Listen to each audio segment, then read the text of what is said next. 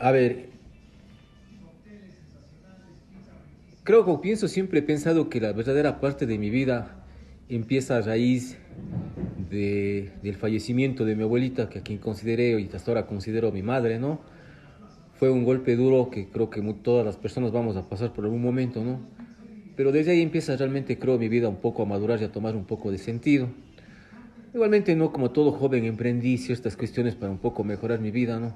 Una de las partes que me incentivó para estar ahora donde estoy y mantener el centro de, bueno, en la actualidad se le conoce como una corporación educativa. Antes de ello, mi paso fue en la creación de un centro de educación de computación que se llamaba CEDEG, en el cual, como siempre, lo entregué alma y persona y un poco de lo que tenía al alcance para empezar. Este centro empezó a funcionar, recuerdo, por el aeropuerto, pero con juegos del destino y por la persona con la que esa vez me asocié, me jugó, como se dice vulgarmente, me jugó sucio. Legalmente me arrebató mi parte, por lo cual quedé, como se dice, paradito, sin rumbo, sin hacer nada. Y llegó un momento de mi vida creo que entré en depresión, molesto, ¿no? Que por qué carajo me hace eso a mí, ¿no? Si yo había hecho igual que él o hasta más que él para tener participación en eso. Pero bueno, creo que ese transcurso de mi vida me duró un año, un poco más inclusive, si no estoy mal, que entré en ese estado de depresión, de tristeza, sin saber qué hacía, ¿no?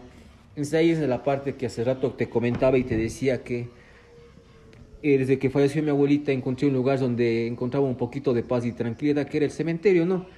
Que obviamente que cuando yo era joven o niño, digamos, era uno de los lugares más tenebrosos de Cuenca, ya que no es lo que es en la actualidad, ¿no? En la actualidad, si tú vas, realmente es un lugar que te trae paz, hasta encuentras un poco de arte, encuentras mucha tranquilidad, ¿no? En cambio, en esa época, te puedo comentar, por ejemplo, que la parte que es de la parte de la Guapondeli, lo que es la bajada, por ejemplo, era cercado.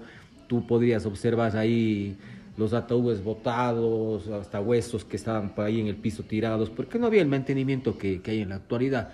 Inclusive tengo una anécdota del cementerio. Cuando yo tenía 10 años, recuerdo que fuimos de visita, si no estoy mal, creo que era mi abuelito. Y en la parte que te dije hace rato, esa parte de la Guapondeli, era solo llano. Y antiguamente era como se veían las películas antiguas, las tumbas eran 3 metros de profundidad y entraban dos cajas laterales. Y en esa época yo recuerdo muy claramente, obviamente el césped o llano que se conoce estaban muy crecidos y sin darme cuenta yo me caí en una tumba, literal, me caí sobre una caja y creo una caja tan antigua al que momento que me caí me quedé frente a frente con un cráneo y eso quedó en mi mente, siempre me quedó como una especie de trauma, pero me duró mucho tiempo, ¿no? Por eso le tenía un poco de temor al cementerio, ¿no? Pero después de los años, muchos años que regresé, ¿no? Me encontré con otro escenario, con otra infraestructura, ¿no? Recalco, ahora es un lugar realmente que te da tranquilidad, ¿no? En una de esas caminatas recuerdo que me encuentro con mi gran amigo, el doctor Aldo Auquilla, un ex beninista, abogado en la actualidad, que nos encontramos y decidimos caminar por el cementerio, ¿no? Es ahí donde nace esta idea bueno, ambos nos encontrábamos desocupados y a él se le ocurrió esta idea de dar clases de nivelación, porque hay una frase que él me dijo en ese entonces, y perdóname, tal vez él siempre dijo así, no, burros y vagos toda la vida van a ver. Entonces fue así que nos decidimos poner una pequeña oficina. Bueno, yo tenía la oficina que era de un tío mío que tenía un centro de investigación, ¿no? Entonces empezamos ahí, que es justamente en el centro histórico, aquí en la diagonal a la Curia, que es en la Benigno Malo Luis Cordero. El hombre, Aldo, amigos, siempre ha sido una persona bastante emprendedor, medio loco, medio atolondrado, ¿no? Siempre, todos los días tenía una nueva idea de cómo generar dinero. Un día era un mesero, otro día quería ser DJ, otro día quería ser diseñador, pero bueno, así. Pero a él se le ocurrió el nombre, por ejemplo, el que hasta la actualidad sobrevive como Inculcar. Él le puso el nombre, pero no duramos más, creo que 2 o 3 meses la sociedad como compañeros. Lamentablemente alguna vez discutimos creo que por torpezas y él decidió abrirse, pero yo me quedé, porque decía, si cierro, ¿qué hago?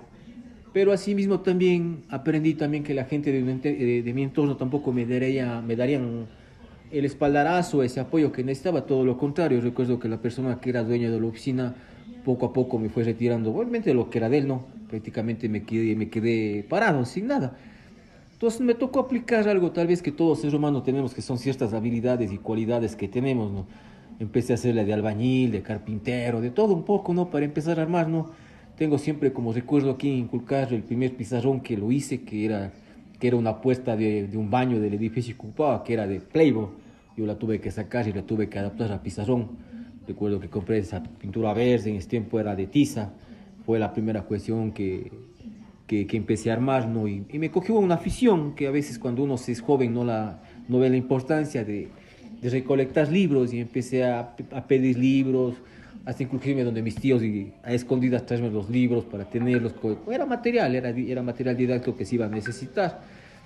Entonces fue así que se empezó poco a poco y esa fue la ventana para ingresar, para conocer a muchas gentes, muchas personas, ¿no? Hoy en la actualidad ya profesionales que pasan de los 30 años, porque ya inculcar va, si no estoy mal, tiene entre 23 y 24 años funcionando, de los cuales hace más de, creo que 16 o 17 años tengo persona jurídica, o sea, tengo el respaldo de las autoridades, en este caso del Ministerio de Educación Social, que nos dan esa legalidad para funcionar con los proyectos que manejamos, ¿no?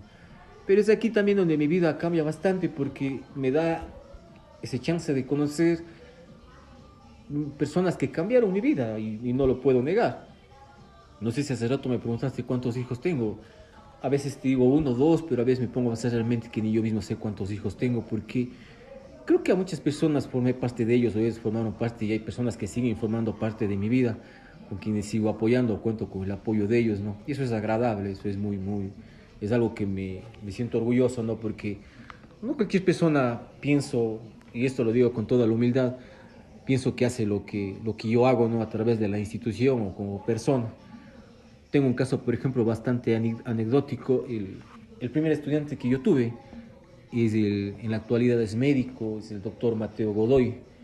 Es una persona tan carismática, recuerdo que fue bombero voluntario, ahora lo último que supe de él es médico creo que en el Seguro Social. Pero es una persona, por ejemplo, que nunca se olvida de mí. Siempre que nos encontramos, saludamos, compartimos o recordamos esos momentos agradables que pasamos cuando él era niño. Porque él cuando vino donde mí estaba en octavo, su papá había migrado a Estados Unidos y y él me contaba que su sueño era ser médico, pero por las circunstancias su padre tuvo que bajar, pero él se propuso esa meta de querer ser médico y la cumplió y la logró. Eso es algo agradable, ¿no? Y me siento de mi parte que aposté con mi granito de arena, impulsándole, apoyándole, motivándole en su momento, ¿no? Y ahora, como digo, recalco, es un gran profesional, un gran ser humano que la vida le va a bendecir. Siempre he pensado que lo que haces, la vida te devuelve, si eso ya sea bueno o malo, pero aquí la vida te devuelve, todo la terminas pagando, ¿no? Y así transcurrieron los años hasta que creo que a los 2 o 3 años, no, sí, 2 o 3 años que transcurre eso, aparece la persona que hasta el momento sigue a mi lado, ¿no? Mi gran compañero, socio, fundador igualmente de aquí, de la corporación, que en la actualidad es ingeniero en sistemas. Es una persona pucha, muy importante en mi vida. Realmente media vida de él ha pasado aquí, la ha dedicado acá a la corporación. Un hombre muy carismático, que a veces sí, cuando hemos conversado, al menos de mi parte, siempre lo he sentido como un hijo más. Siempre he estado ahí pendiente, el cuidado, ¿no? Mejor creo que yo viví sus facetas como, como, como estudiante, como universitario, luego adquirió su matrimonio. Saberle desarrollarse en toda forma, ¿no? Ha sido lo agradable, ¿no? E igualmente, siempre agradecido porque no todos, yo no he conocido personas como él que han estado en las buenas y en las malas, y más en las malas al lado de acá, al menos lo que es a mi lado. Hemos luchado, hemos peleado y todo, o sea, no pelear como personas, sino, o sea, dándole pelea a la vida, a los problemas que nos ha presentado. Siempre hay inconvenientes económicos para mantener la corporación, ¿no? Pero siempre creo que esa fe, esa esperanza nos ha mantenido aquí y seguimos pie aquí, luchándole y dándole, ¿no? Él es de esas grandes personas que ha estado conmigo de lado en el proyecto, él apostando su parte intelectual, porque realmente es un tipo que, no solo yo, no, sino todos los que han tenido la oportunidad de conocerle se van admirados, ¿no? De los conocimientos, de su paciencia para enseñar, ¿no? Realmente su don creo que es docente, ¿no? Y él encontró su área entre una computadora y la docencia, ¿no? el hombre se las sabe todas, ¿no? Yo siempre le he dicho a los estudiantes, el hombre es una biblioteca andante, muy respetuoso igualmente, se deja querer por su carácter, por algo que siempre he valorado en los seres humanos, su sencillez, su humildad, ¿no? Es de las personas, ¿no? Hay que ser sinceros, y a mí me gusta siempre ser sensato, que si él no estuviera a mi lado, creo que no estuviera tampoco inculcar sobreviviendo, o no hubiésemos progresado, ¿no? Porque pienso siempre que las cosas en equipo funcionan bien. Así transcurrieron los años, han pasado y me recalco, me dio la oportunidad de conocer mucha gente, ¿no? Pero de esas muchas gentes también hay personas que se han convertido, al menos para mí, en personas especiales o seres especiales que les conozco, ¿no? Decirte que me acuerdo de todo sería mentirte, porque como te digo, son más de 20 y pico de años que llevo en esto, ¿no? Pero trato de recordar a la mayoría de personas, ¿no? Pero hay personas, creo, que te dejan ciertas huellas o ciertas marcas, ¿no? Creo que hace un momento atrás te contaba que uno de mis primeros alumnos fue mi hijo, y con él también las pasé, las buenas y las duras, las maduras. Eh, Creo que te comenté de lo que a mi hijo cayó en el mundo de las drogas, tuvo que ser internado y todo lo demás, ¿no? Después de eso volví a ver casos, pero obviamente ya no de mi hijo, ¿no? Pero aprendí de ahí, ¿no? No a juzgar, no a criticar, no a asustarme, sino todo lo contrario, a entender tanto a la persona que está pasando eso, igual a los de su entorno, ¿no? Porque a veces aquí nos asustamos o pensamos que vamos a estar libres de eso, y no es así. Yo siempre he pensado que hay cosas de la sociedad que no van a golpear la puerta para entrar, como por darte un ejemplo, lo que se conoce como violencia intrafamiliar, esto de lo que es drogas, alcoholismo. Estas cosas no ven estatus ni clase social, simplemente entran y punto. Entonces, siempre he pensado que uno debería estar ahí no juzgando, sino todo lo contrario, apoyándonos. Y yo he pensado siempre que de este tipo de cosas sales con un poco, no un poco, sino con voluntad y un poco de fe, porque siempre he pensado que la voluntad que tenemos del ser humano siempre va a depender de que salgamos adelante, ¿no? Y esa ha sido mi labor durante todos estos años, ¿no? Trabajar enfocado en niños y jóvenes, ¿no?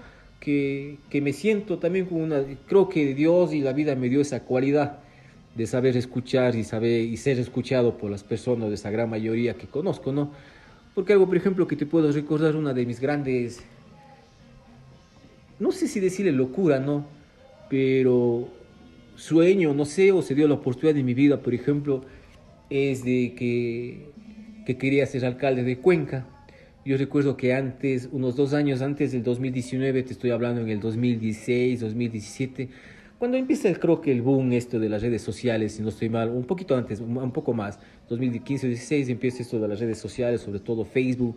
Yo empezaba a poner estados así como que quería ser alcalde y todo lo demás, y había gente obviamente que se reía o se me gozaba, ¿no? Pero, pero se me metió en la cabeza, dije, yo quiero ser, ¿no? O sea, no me interesaba si iba a ganar o no, o sea, yo quiero ser alcalde, quiero ser candidato, y se me metió en la cabeza eso. Y bueno, y empecé a autoeducarme, a autoformarme, empecé a leer esto de la política. Antes obviamente no había esa facilidad del internet, ¿no? Para que tú te enteras en la actualidad en segundos qué es lo que sucede, ¿no? Yo compraba siempre el Mercurio, el Comercio, era hincha de leer los editoriales, de personas que escriben ahí, ¿no? Por lo general la mayoría no lo hace, pero yo era hincha de eso, y igualmente me encantaba llenar los crucigramas, ¿no? Y empecé a hablar, a leer de política, a aprender las diferencias entre derecha, izquierda, centro derecha o centro izquierda, lo que son las formas de política actualmente, el socialismo, el comunismo, ¿no? Empecé a leer y me llamó la atención mucho, ¿no? Creo que llega la época del correísmo, donde realmente creo que fueron 10 años que vivimos con ese gobierno, pero que también no se puede negar también los cambios que se vio, al menos en educación hubo muchos cambios. Por ejemplo, antes de ingresar a la Universidad Estatal no era tan complicado como actualmente se lo ve, no era tan complejo, digamos así, no había este examen de ingreso, no sé cómo es que se desbordó tu asunto, ¿no? En ese momento no entendía por qué fue, ¿no? Por darte un ejemplo, yo me eduqué en la Universidad Católica de Cuenca, pero yo terminé pagando una pensión, si no estoy mal, de 10 o $20, terminé pagando mi carrera, que era realmente nada, ¿no? A los precios actuales, ¿no? Después entendí que realmente era eso, pues, ¿no? Los, los, los, la- la- los cambios económicos en las universidades privadas. La Universidad Católica, que era la más económica, ya dejó de ser eso. O sea, la actualidad es medio complejo ese asunto, ¿no? Pero volviendo al tema que te estaba conversando, volviendo acá a lo que es a mi vida, a mi entorno, y yo considero que la corporación siempre será mi primera casa porque prácticamente acá llego, acá desayuno, acá almuerzo y me tomo café en la tarde con la gente que está a mi alrededor y la pasamos chévere. Trato de hacerle lo más agradable, ¿no? Siempre trato de hacerle, de darle un ambiente de hogareño aquí para que la gente se sienta cómoda, las personas que asisten se sientan cómodas y sientan ese, que le cojan gusto por estudiar. Siempre ha sido uno de mis metas y se ha ido cumpliendo poco a poco y lo vamos haciendo. Suspendemos esto por ahora. Estábamos comentándote, entonces ponte, hay una parte de mi vida también que no me agrada mucho, no, pero bueno, la voy a comentar un poco acá, ¿no? Como todo ser humano, a veces llega el momento de, no sé si decirlo así, cumplir con la patria por un poco jocoso, ¿no? Pero llegan acá dos alumnos, dos jóvenes, padres migrantes, llegaron por acá por inculcar, pidiendo apoyo y todo lo demás, y yo como siempre soy de esas personas que me voto con bienes y personas. Lo hice sin querer, no, bueno, justo siempre dices nada, nada, no, pero lo hice, no. Uno de esos jóvenes me cayó bien, era agradable, ¿no? Recuerdo que le pude cambiar de colegio, de un colegio a otro. Quería él o era el sueño de los padres, porque los padres radicaban en Estados Unidos. Los jóvenes obviamente sus padres estaban separados, cada quien por su rumbo, ¿no? Así que llegué un poco íntimas con la familia y todo lo demás, pero creo y siempre pensaré sin temor de equivocarme que fue uno de los grandes errores de mi vida y tal vez de lo que más me arrepiento hasta la actualidad. Y creo que es la segunda o tercera vez desde aquella vez que toco este tema. Resulta que me pongo a salir con una tía de estos jóvenes. No sé por qué lo hice, pero bueno, después de un rato les diré por qué.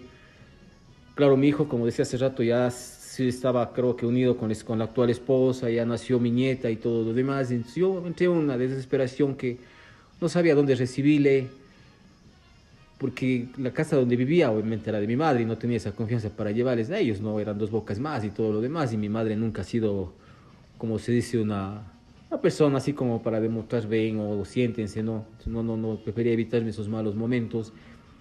Así creo que fue esa la decisión en la cual me basé apresuradamente, sin pensar bien las cosas.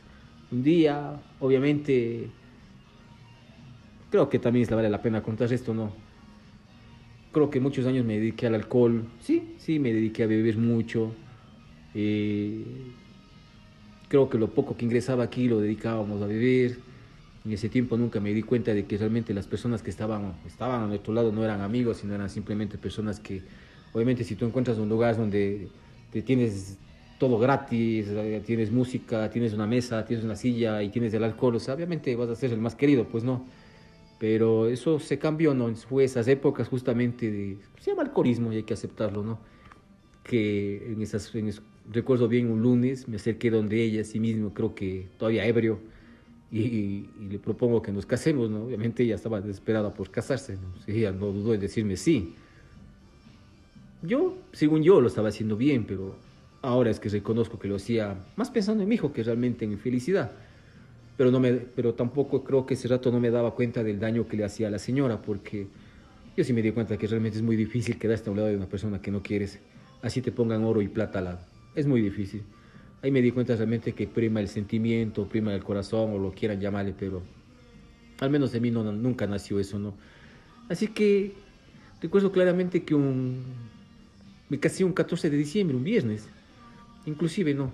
Obviamente en ese tiempo ya cambió las cosas en el registro civil también, tienes que sacar un turno virtual, ¿no? Yo dije, bueno, esto va a demorarse un mes, dije, después digo, decía yo, pues no, le cambio la fecha. Pero total, mi hermano trabajaba en el registro civil en esa época y él muy comedido me da haciendo el favor y me saca para una semana el turno para casarme el civil. Hijo, le dije, ya nada, ya me tocó. Y es así que un jueves recuerdo también que mi compañero Robinson, y me acuerdo de dos personas que acudieron a esa boda porque fue la boda más secreta creo que haya pasado, que recuerdo el nombre, Magno y Diego. El uno fue testigo y el otro acudió.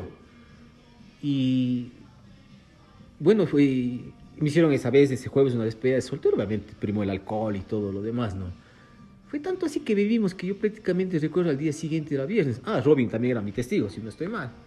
Igual cuando vine acá, todavía no asimilaba lo que estaba haciendo, lo que iba a hacer, ¿no? Así que me acuerdo que a Robin le pregunto, digo, ¿qué hago? Y él me dice, ya te metiste, pues ya hazlo, ¿no? Pero ya estaba ebrio. A veces hay gente que no me cree.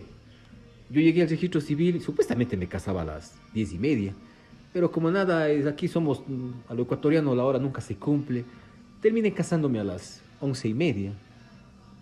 Y creo que firmaba ya por no quedar mal.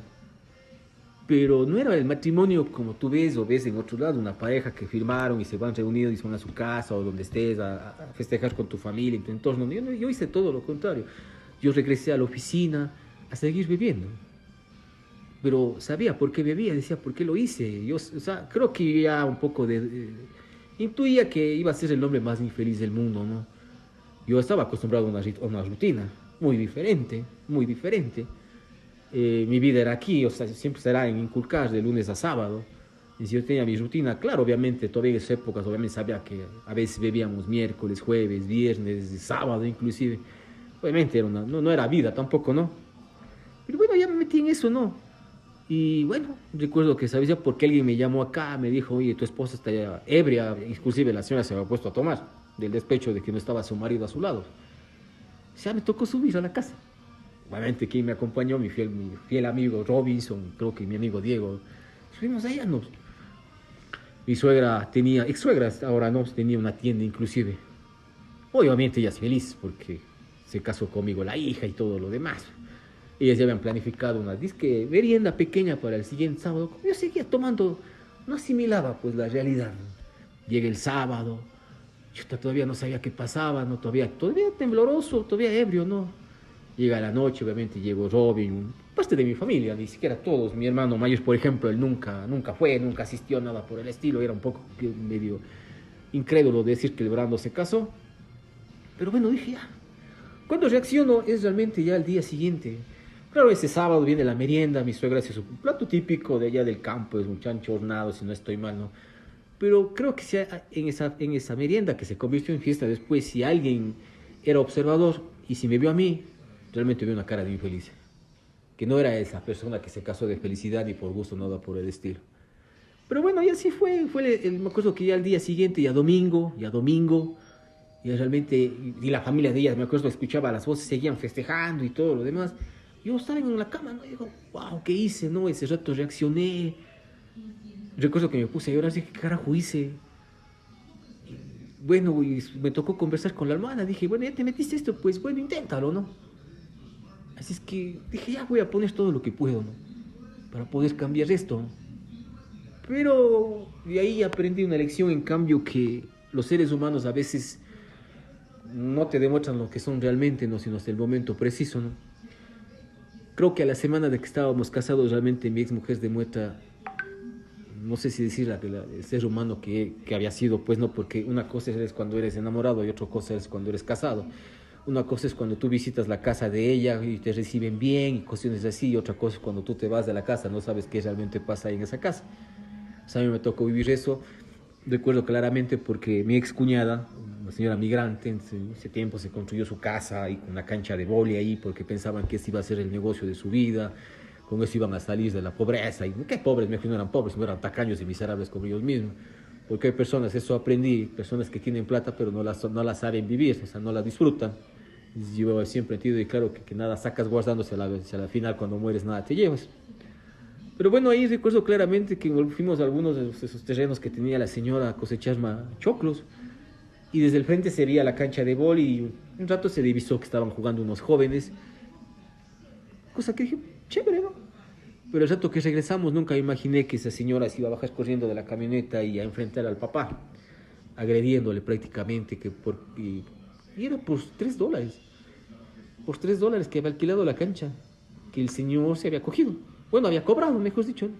Y terminó en una horrorosa discusión donde ese matrimonio, o sea, mis ex suegros se golpearon. Recuerdo que el uno le dio con un palo de escoba al otro, el otro rompió una silleta al otro. Y yo al menos no estaba acostumbrado a eso, ¿no? Dije, wow, ¿qué pasó aquí? Están ensangrando y todo lo demás. Pero ya después entendí que eso había sido ya una rutina de ellos, era ya el diario vivir de ellos, de ese tipo de vida, ¿no? Y solo me acuerdo que conversé con ella y le dije, oye, ¿por qué haces eso? ¿Por qué haces tanto relajo por $3 si es tu papá? No, decía que es esto, que es el otro, ¿no? Porque era la primera vez que yo veía que realmente que un padre odiaba tanto a una hija. Porque el hombre le odiaba. Yo sí te lo puedo garantizar. El hombre le odiaba a mi exmujer, no le quería. Y después entendí por qué, obviamente, ¿no? Era una mujer muy... Le gustaba la bronca, le gustaba como se dice vulgarmente, el chisme, el cuento, estar metiéndose en la vida del resto, ¿no? Eso no, al menos conmigo no iba a funcionarle nunca, ¿no? Y creo que nuestra primera pelea fue creo que a los 15 días de casados, porque primero había cosas creo elementales en un ser humano que nunca debería faltar muy, siempre he dicho algo que se llama amor propio, no es quererse a ti mismo, cuidarse a ti mismo, ¿no? Algo que les faltó mucho allá, ¿no? Entonces, creo que conversábamos, pero con ella no se podía descansar de conversar, ¿no? Y yo recuerdo que me quería regresar a mi casa y me voy a mi casa. Yo, a la final yo nunca saqué nada de mi casa, porque yo cuando me casé solo llevé, sin mentir, creo que 3 o 4 paradas, porque yo sabía en el fondo que iba a regresar. Ah, y por eso eran las broncas, porque me exigía que vaya a echar toda la ropa y a echar tus cosas y yo nunca lo iba a hacer. Empecé a sacar un poco de inculcadas y cosas que estaban aquí defectuosas, pero nunca iba a sacarse de mi casa. En su así que, eso me acuerdo claramente, fue una noche que discutíamos y yo ya estaba, me acuerdo, saliendo del departamento y yo vi solo una cosa así que se cayó así, pero como botas de un espero al piso. Digo, se desmayó. Obviamente me dio cargo de conciencia, me asusté y todo más. Bueno, cogí, le puse como es alcohol en la nariz para que se... Bueno, reaccionó. Bueno, hasta ahí ya dije, ya, pasó, ¿no? Pero después hizo habitual. Habitual. O sea, siempre fingía enfermarse, siempre fingía peleas y todo lo demás.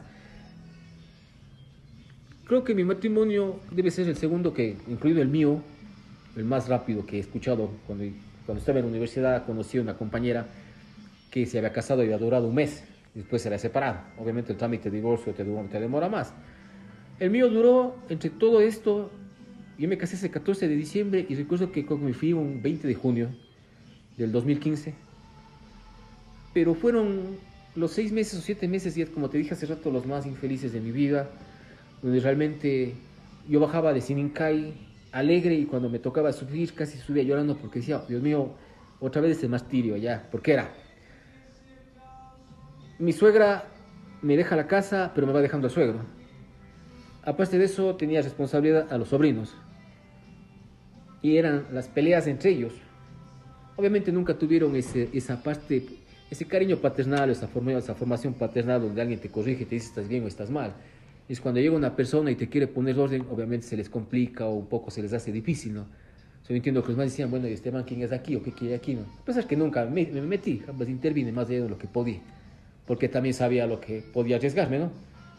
Entonces todo eso llegó a cansarme, hasta que un día, y nunca me olvido, ¿no? Porque me acuerdo que ese sábado yo estaba aquí en la oficina y era cumpleaños creo que de un cuñado del Robinson y estábamos aquí tomando, ¿no? Y si te recuerdas esa faceta, cuando yo visitaba el barrio del Robinson, esa gente es tan amable que obviamente era medio lejos, es campo, entonces nunca me dejaban botando, ¿no? Siempre alguien me acogía en una de las casas de ellos, ven a dormir acá tranquilo, ¿no? Y ese día recuerdo claramente de la persona que estaba conmigo, se embriagó, pero yo no lo hice, no estaba tanto así, ¿no? Y ya le vi mareado, dije, nada, pues vamos a la casa que descansa, seguimos tomándonos de allá algo. Efectivamente pasó así. Llegamos a la casa y todo lo demás, porque ahí lo que más sobraba era cuartos, ¿no? Que era una casa muy triste, por cierto. Y a mí, yo que no hice para darle calor o darle ¿cómo saben? ¿Cómo es la palabra? ¿Cómo se me fue? Ese calor de casa, o sea, ser hogareño, acogiste, tener esa acogida a una casa, ¿no? Nunca lo pude dar, por más quise, lo quise. Pero bueno, llegué esa noche ahí, merendamos, recuerdo, tranquilamente. Dijo, ya vamos, yo iba a dormir. Recuerdo que mi compañero se quedó en el puesto de lado, y yo fui con ella, ¿no? Pero ahí entendí también cuando las mujeres quieren jorobar la vida, joroba. Entonces empiezo a molestarme, a fastidiarme, que por qué le he traído y cuestiones así. Y yo, ¿qué estás haciendo? Estás durmiendo al lado. ¿Qué pasa? O sea, ¿por qué molestas? Pero ya era tanto que me tenía cansado a mí que... Y ahí me asusté. Y ahí sí me asusté, porque ya estaba acostumbrado a sus desmayos, ya no le paraba bola. Para mí era indiferente, se desmaye o no se desmaye, y se golpee o no se golpee. Porque hay una parte que no te conté. Una semana atrás yo hace muchos años tomo pastillas para dormir. Y yo compraba por cajas. No, te miento, después pasa eso, te miento. Me estoy mintiendo. Bueno, cojo eso, ¿no? Y cogió, y aunque no lo creas, así, cogió y se dio un cabezazo contra la pared ella. Se dio así, pum, por sacarse sangre. Y empezó a botar por las sábanas, así. O sea, ahí me di cuenta que ella quería crear una escena donde yo le pegaba. Y hoy me asusté. O sea, y yo recuerdo claramente que en cambio me dijo, yo prefería actuar un poco más inteligentemente porque no estaba ebrio.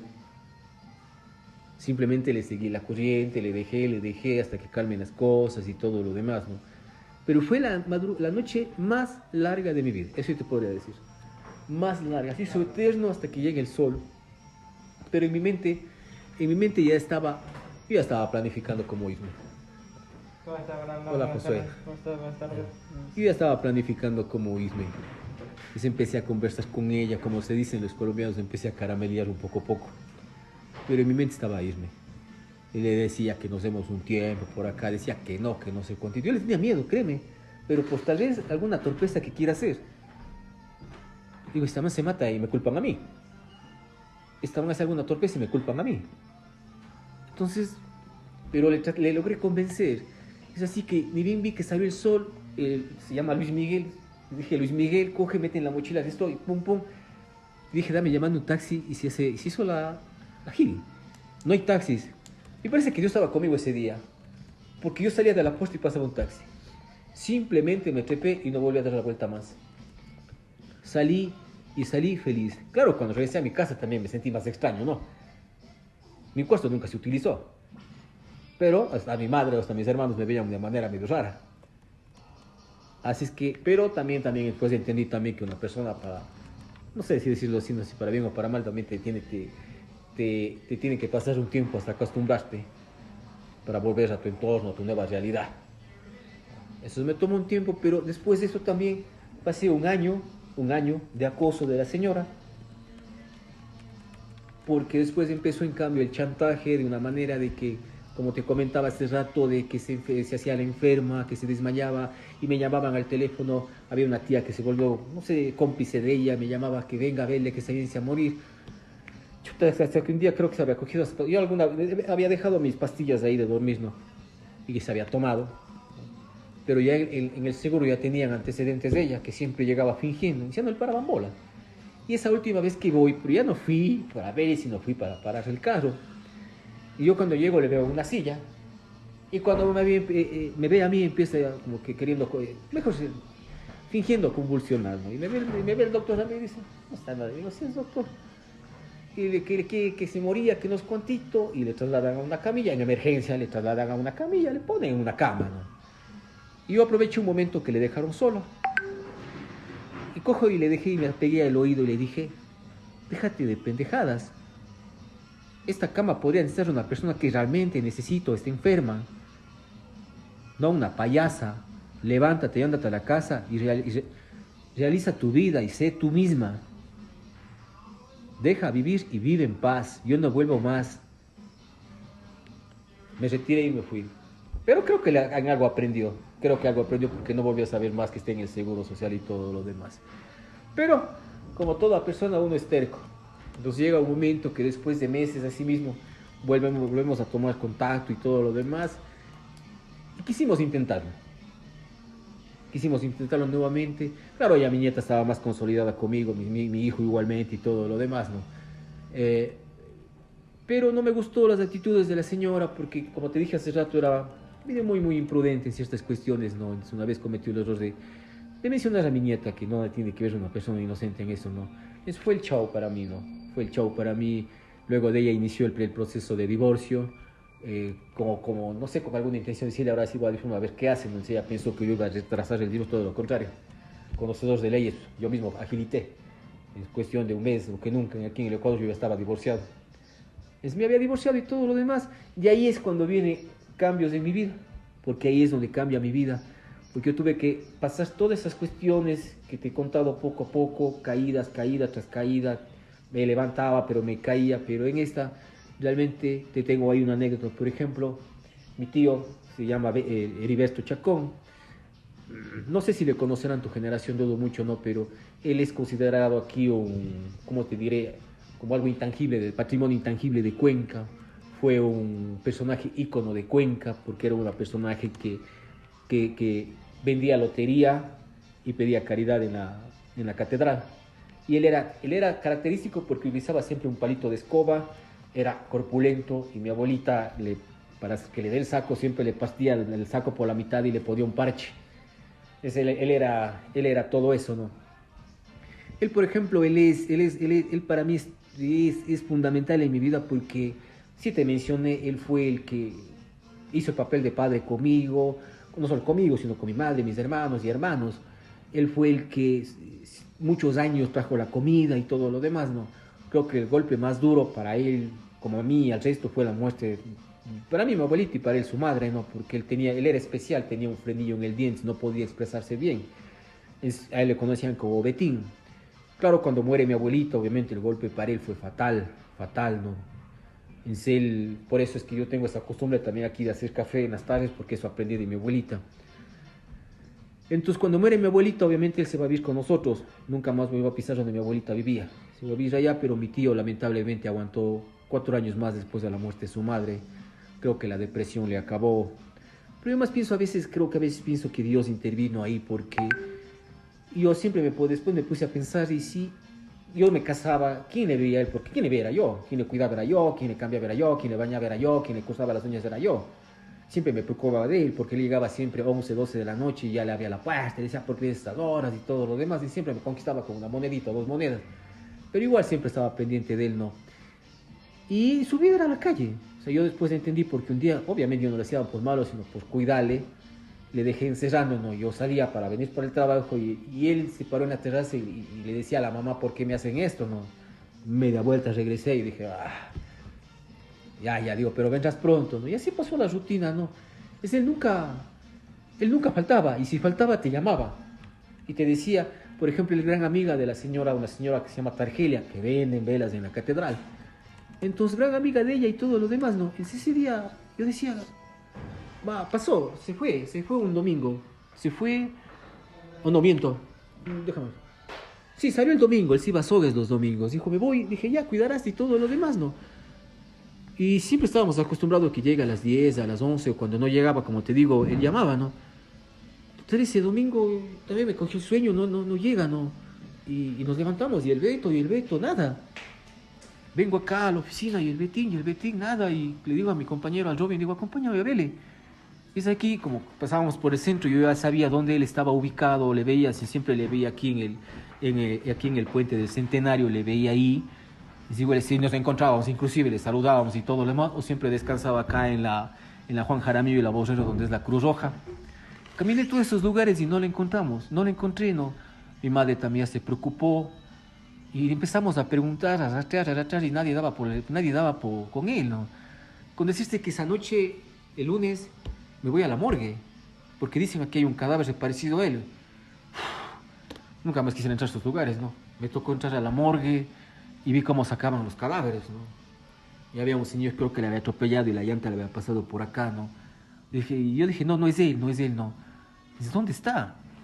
Creo que en el transcurso de eso, en cambio, ya por ahí mi mamá sigue indagando, dice, no, aquí está. O sea, había sido que él el domingo le da un preinfarto en esta iglesia que es por la empresa eléctrica. Él llega ahí, se siente, le da un preinfarto, después le encuentran, se le llevan al hospital, y en el hospital le tenían ahí y todo lo demás, ¿no? Obviamente cuando le vi, lo primero que hice fue, pucha, Dios, ¿por qué a él? ¿Por qué le pasó a él? Pero bueno, ya después cambiamos las cosas y todo lo demás. Le dieron de alta, sí, al día siguiente le dieron de alta, era un martes. Le llegamos y ¿cómo le pudimos cargar hasta el mueble de la sala al sofá grande? Pero de ahí no reaccionaba, nunca reaccionó. Y yo le digo a mi mamá, igual pues le está pasando, mi madre le llevó médicos privados y todo lo demás, y no. Y ahí es cuando yo aprendo estas palabras de que son triglicéridos, colesterol, azúcar, que le llaman muerte silenciosa cuando tienes elevado y te producen infartos. Estaba planificado, esa oración estoy mal, o martes en la noche, o miércoles de la noche, estaba planificado llevarle a que le hagan esos exámenes, ¿no? Que estaba durmiendo a mi lado. Creo que era tipo 12 a 11 de la noche, de la mañana, que solo se levantó como tú coges, te dan el estómago y te levantas así, un grito de esos atroces, y ahí se quedó. Le había dado un infarto fulminante. Se acabó. Eso fue lo que terminó, creo que, de acabarme lo que es a mí y a mi madre. Golpeó mucho, al menos a mí sí. Yo siempre dije, ¿por qué a él? Él fue mi eje, fue mi ejemplo, fue mi vida. Y si tú ves ahí en mi oficina, yo tengo las cenizas de él. Y ahí viene esa parte tan bonita de mi vida, porque cuando yo me divorcio, caído, golpeado por la vida, decía, puta, todo me pasó a mí. Y tocaba en esa época sacarle a mi tío ya había cumplido 8 años en nicho, y aquí no te permiten más que 8 años, ¿no? Y llamaban, ¿no? Obviamente yo estaba separado y todo lo demás, y alguien dijo, vamos, yo dije, yo me voy, ¿no? Porque yo algo aprendí, yo le tengo más miedo a los vivos que a los muertos. Y me fui y, por darte un ejemplo, mi mamá, mi otro tío se quedaron casi a una cuadra, porque tenían un poco de miedo, recelo, no sé yo, ¿no? Y mi tío estaba enterrado, por darte un ejemplo, en unos 3, 4 metros de altura, ¿no? Y los señores que trabajan ahí, obviamente, ya estaban acostumbrados a toda esa cuestión, o sea, creo que como matar una mosca, creo. Escogieron, abrieron el nicho y le sacaron, y simplemente cogieron, me acuerdo que jalaron la caja y botaron al piso. Y mi tío salió brincando. O sea, yo esperaba encontrar huesos, ¿no? Pero no pasó así. Recuerdo que yo vi una momia, ¿no? Obviamente, no se había calcificado el hombre. Momificado, perdón. Entonces me acuerdo que el señor del cementerio me preguntó, ¿murió de cáncer? Dije, no. Dice, porque cuando mueren de cáncer por lo general les ponen formol y se momifican. Dice, o es eso o el señor es un santo. Y yo después recordaba, sí, pues el hombre nunca le hizo daño a nadie. Nunca, nunca, el hombre nunca le hizo daño a nadie. Nunca, nunca le hizo daño a nadie. Y tocó cremarle. Bueno, se dejó las cuestiones así, ¿no? Y yo recuerdo que me traje, y tengo todavía, no, si tú ves ahí en la cocina, tengo la lápida, pero tengo puesto de fondo de cocina, yo mandé eso en fondo de centro, tengo las piecitas de las cosas, porque esa lápida pasó de mi abuelito a mi tío y todo lo demás, y es más que traerlo como recuerdo, ¿no? Pero bueno, cuando empieza a cambiar mi vida es en ese año, 2015, 2016, si no estoy mal, cuando le traigo a él acá, porque obviamente yo quise llevarle a la casa, no mandé a hacer hasta, me acuerdo, una especie de urna, pero mis hermanos son temerosos y dijeron que no. Yo al final sabía si le dejaba ahí, lo poco que quedaba se iba a ir, porque la naturaleza es naturaleza, no hay cemento que impida que no entre agua. Y yo le traje acá a la oficina y yo siempre he dicho, no fue él que cambió mi vida en todo sentido, ¿no? Dejé muchas cosas al lado, dejé de beber, mucha persona me término como albañil. Me acuerdo que te recalqué hace rato, Robinson se casaba, también tomé la decisión por ese lado, que él se casaba, adquiría una responsabilidad, o era yo parte de esa responsabilidad, o nos íbamos al carajo los dos y se iba él con su esposa y su hijo, que ya tenía su hijo. Es que decidí todas esas cuestiones, empecé a cambiar, empecé a variar, empecé a dar más responsabilidad, a inculcar. Se vieron los cambios, sobre todo la gente te valora cuando ven esos cambios de adentro hacia afuera. Le tomes más cariño a la vida. Mi nieta también ya había crecido, mi hijo también, obviamente con su matrimonio entre buenas y malas, pero también ya me dediqué un poco a él, a apoyarle un poco más, a ser más de ejemplo con él, ¿no? A hablar, a conversar, ¿no? Porque en las crisis matrimoniales, bueno, me buscaba mi suegra, mi nuera, perdón, siempre me buscaba a mí, ¿no? Y siempre traté de ser conciliador, nunca, por algo me llevo bien con ellas, porque nunca me he hecho ni al uno ni al otro, siempre he tratado de ser siempre parcial, ¿no? Y hacerles entender que el matrimonio se compone de eso, ¿no? De problemas y felicidad, pero depende de uno hacerle los días más feos o más bonitos. O sea, así pasó los años, y como te decía hace un rato, llegué a conocer gente tan valiosa como, por ejemplo, ayer ponía un estado, por ejemplo, de Damián.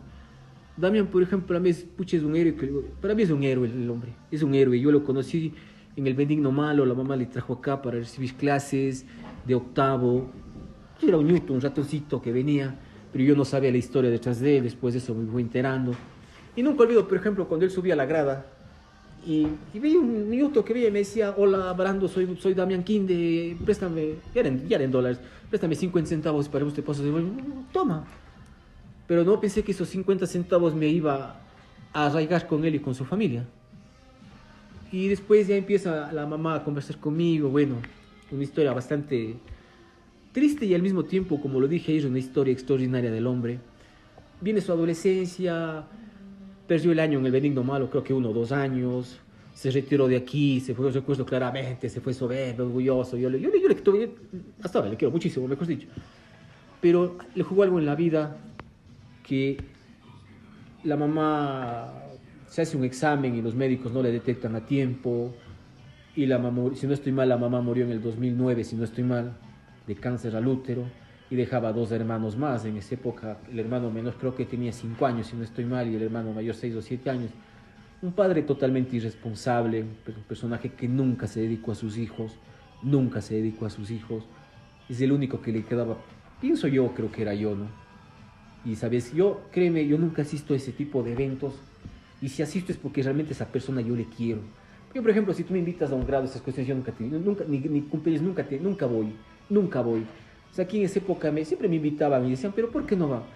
Porque yo les decía a los veces a los padres, decía, ustedes me conocen así, ¿verdad? Sí. Yo prefiero que me sigan conociendo así que en mi lado alcohólico. Yo prefiero eso, mantener esa imagen en sus hijos y en ustedes. Entonces nunca iba.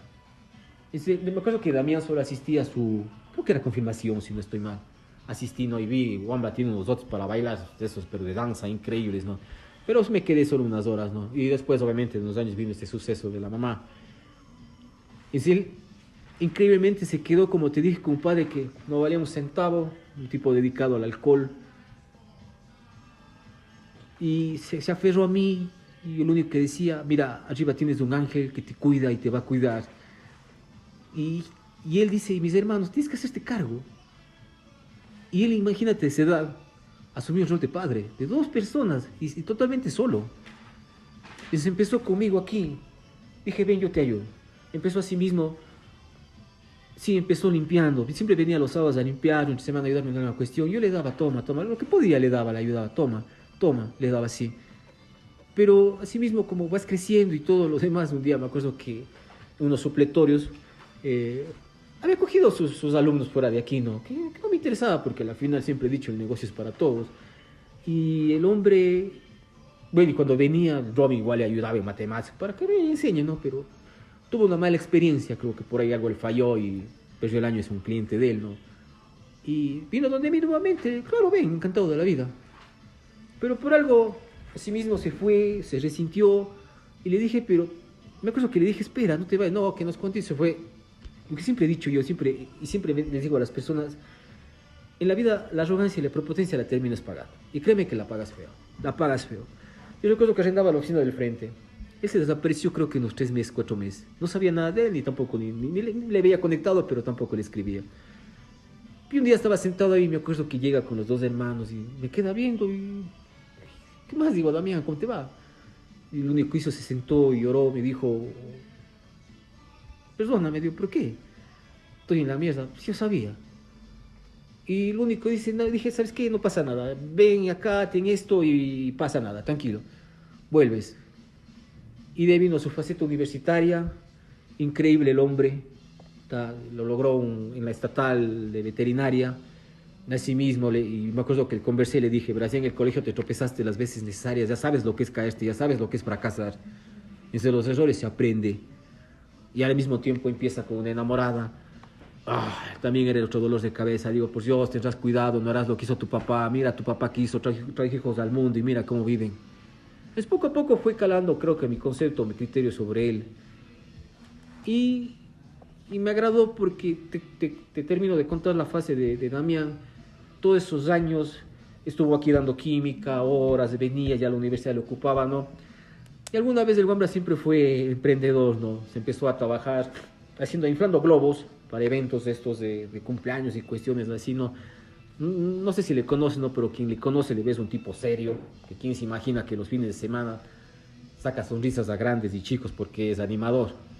Pues aprendió eso, fue aprendiendo poco a poco, empezó solo. Me acuerdo que una vez yo mismo le contraté para un ahijado, pero esa vez fue y vi sus dotes para la cocina, que ordenado para hacer sus quesitos, esas cuestiones, ¿no? Dejó arreglando y todo lo demás, ¿no? Y poco a poco fue creciendo el hombre. En el fondo, ahora tiene su super duper, ¿no? ¿Cuánto se llama su empresa? Es una empresa que el hombre tiene. Y con eso logró salir. En la actualidad él contrata gente para que vaya ya a veces en vez de él. Y lo que más me agradó de él fue en el mes de febrero de este año, que al primero que vino a decirle, y él me dice gordo a mí, siempre me ha dicho así, vino, yo estaba allá en la aula de adelante y me dijo, y vino y me abrazó y lloró, me dijo, Brandon, ya, gordo, ya acabé. Digo, ¿qué? Ya se acabó esta huevada. Salía de médico veterinario. Después de 8 años de haber sufrido, haberse caído igual, porque también repitió materias y todo, no es fácil, ¿no? Pero la dio. Por eso es un hombre que yo admiro mucho, porque afrontó una responsabilidad que nadie, que él no, que mejor dicho, él no tenía por qué haberle hecho. Hizo papel de padre. Y lo sigo haciendo y lo hace bien. Y hasta ayer, justo ayer que vino, le dije, tú siempre serás mi ejemplo, siempre serás esa historia extraordinaria en la vida y serás parte de mi historia. Oye, y es un tipo que, de los pocos que tengo a mi alrededor, que, pucha, que si yo le llamo, oye, ven este rato, él es, sí, dime, ¿qué quieres, qué necesitas? O sea, ahí me doy cuenta que la gente, cuando haces bien las cosas, te devuelven el favor. Yo cuando necesito al hombre, viene, sí, gordo, aquí estoy. Y así era también cuando estaba de química. Dame haciendo, ya te doy haciendo. O bajaba, o se quedaba dando clases a alguien aquí.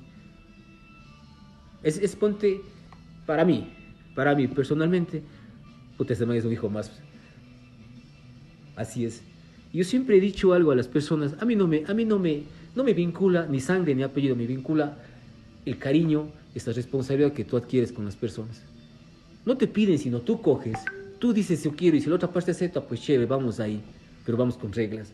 Y del Damián siempre ser esa persona. Ayer me contaba, por ejemplo, era anecdótico, porque, te soy sincero, yo digo, ya se casa de aquí, ¿no? Yo le jodía, ¿no? Y él me dice, no te he contado, dice, hace 2 meses ya terminé eso. Una relación creo que de 6, 7 años, ¿no? Wow, le dije así. Pero digo, bueno, este tema no me incumbe. Lo único que quiero que estés bien, estés bien. Ah, y hay una cuestión, por ejemplo, que él aprendió también, ¿no? Porque él pensaba también, salgo de profesional y wow, va a estar el trabajo. Y decía, no, qué duro, que digo, así es. Pero tienes tu empresa. Y hay algo que, por ejemplo, le dije ayer, vos en cambio tienes algo, tienes que enseñarles a tus hermanos, es que estudien. ¿Por qué? Es como si vos ahorita tu jefe te manda de tu trabajo, pero te quedas con conocimientos, pues, que puedes aplicarlos en otro lado, en otro sitio. Es un título, nadie te quita. Esa es una de las partes, por ejemplo, de los seres humanos que yo conocí aquí en la corporación o en Inculcar. Es uno de los grandes personajes. Después de esos años también aparece otro personaje que no me. Bueno, y para resumirte un poco la historia de aquí, después aparece otro personaje que también se convertiría en un ser muy especial para mí. Muy, muy especial. Nunca me imaginé que otra persona enviaría a esta persona, y me acuerdo claramente cuando vinieron a contratar mis servicios, me dijeron, a usted me recomendaron porque es así, asado de cocinado. Dije, perfecto, no hay inconveniente alguno, hagámosle. Te estoy hablando de eso ya hace unos 6, 7 años atrás, que realmente también que estuvo conmigo, creo que 1 año o 2 años estuvo conmigo, entre su adolescencia, niñez y adolescencia, pasó conmigo y todo lo demás, pero también siempre he tenido claro que cuando llegas a una edad también te coge la locura, las hormonas se te prenden y quieres volar a otros lados. Eso fue así, que pasó. Nunca pensé el rastro de él, siempre lo veía, estaba pendiente en las redes sociales y todo lo demás, no. Pero realmente cuando cambia la vida, creo que no solo a mí, sino a los seres humanos, es hace 3 años atrás, cuando viene la pandemia, donde realmente, al menos yo personalmente, valoré muchas cosas, muchas personas, muchas situaciones, ¿no? Ahí hubo un grupo de seres humanos en el cual estás incluido tú, que llegaste, estuviste aquí en el momento, por si no había ustedes, pues era fatal. Pero un día se me ocurre, en plena crisis, hacer un almuerzo. Y se me nació, dije, quiero hacer un almuerzo y punto, y lo voy a hacer. Y yo ya sabía quién iba a ser mi primer invitado. Y yo, cuando le escribo, me dijo, ya, de una. Y cuando vino, wow, gracias, ¿no? Viniste, ¿no? Y así empieza pero una relación que se inició ya años atrás, ¿no? Y nunca olvido yo una palabra y una frase de esa persona que una vez me dijo, no merezco un abracito. Dije, sí, ¿por qué no? Sí. Y empezamos así una relación tan bacán, tan chévere, que después creo que fue química, y hasta la actualidad llevo una relación tan linda, tan linda. Claro que me ha causado problemas y celos con el resto de amigos, pero que me ha valido un carajo. Y siempre le he dicho a él, en las buenas, en las malas, como sea, pero ahí estamos, ya estamos caminando camino junto a él. Yo les tengo puesto ciertos seudónimos, a ellos le tengo puesto al uno Maisun One, y al otro le tengo puesto Maisun 2, y al otro le tengo puesto Criaturo. Pero son personas, eso te digo, que al menos de mi parte, al menos que si hablo del segundo, para mí, es lo más agradable, lo más lindo que hay. Peleo con el man, nos puteamos a veces, pero ahí estamos. Y eso es lo que yo le agradezco a la vida, y pienso, y siempre seré grato con Inculcar y con todos, porque me dio la oportunidad de conocer a estas personas, que recalco, no me interesa si hay un vínculo de sangre o de apellido, sino simplemente lo que siempre he dicho, y con esto finalizo, siempre pienso que te vincula a una persona, el cariño, el quererle y estar ahí. Esa es mi vida, mi estimado John Amado. Muchas gracias, Carlos.